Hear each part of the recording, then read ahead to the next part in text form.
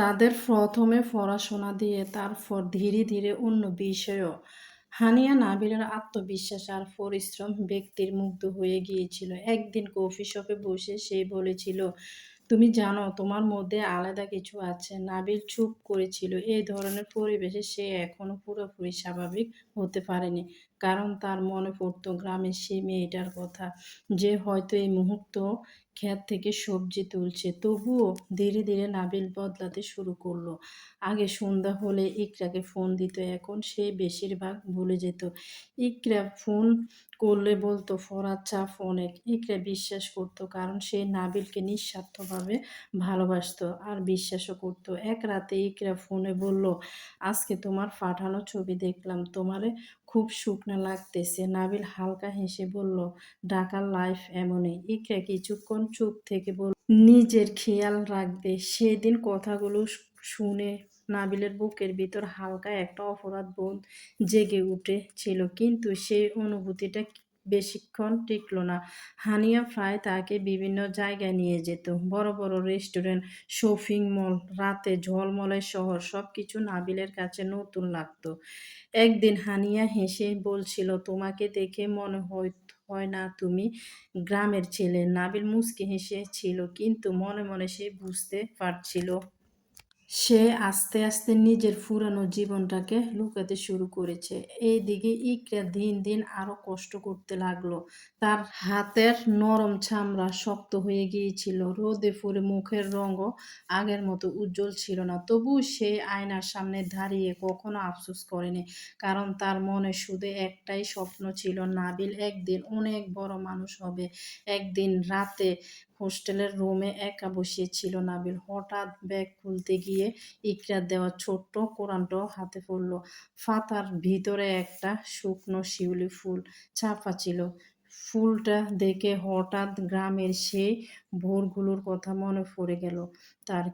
ঠিক তখনই হানিয়ার ফোন এলো। হ্যালো মিস্টার নাবিল, নিচে নামো, সবাই মিলে ঘুরতে যাচ্ছি। কয়েক সেকেন্ড চুপ করে রইল নাবিল, তারপর ধীরে ধীরে কোরানটা বন্ধ করে উঠে দাঁড়ালো। সেদিন থেকে হয়তো ভিতরে ভিতরে আরো দূরে সরে যেতে শুরু করেছিল।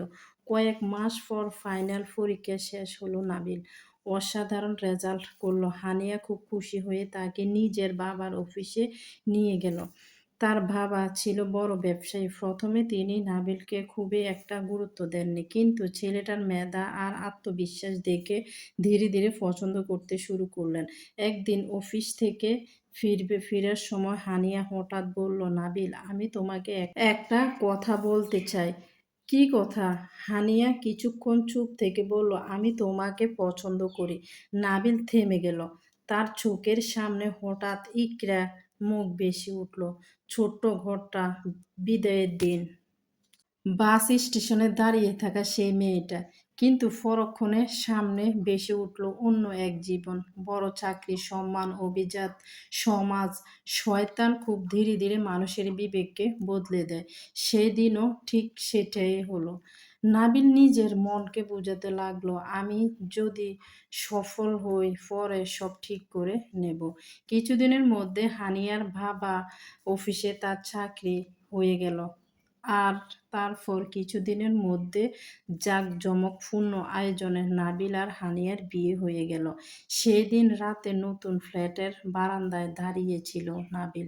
নিচে ঝলমলে ঢাকা শহর, চারপাশে বিলাস জীবন। তবুও অদ্ভুতভাবে তার বুকের ভিতরটা খালি লাগছিল।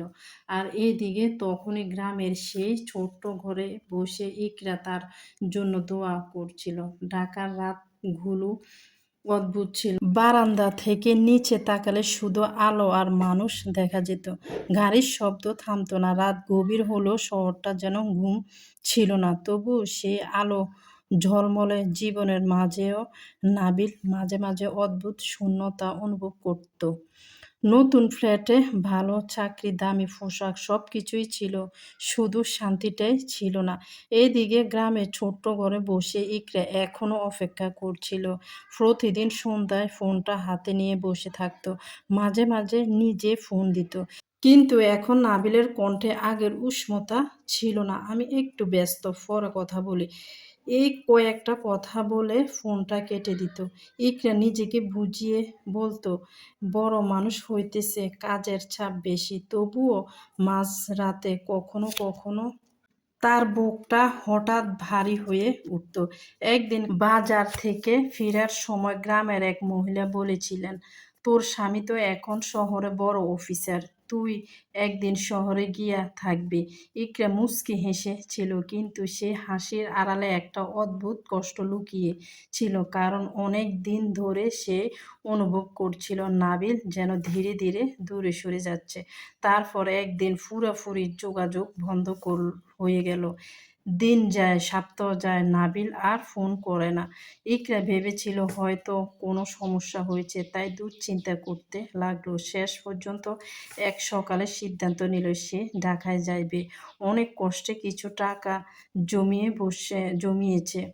বাসে উঠল। ইকরা শহরে পৌঁছে তার মনে হচ্ছিল সে যেন অন্য এক দুনিয়ায় চলে এসেছে।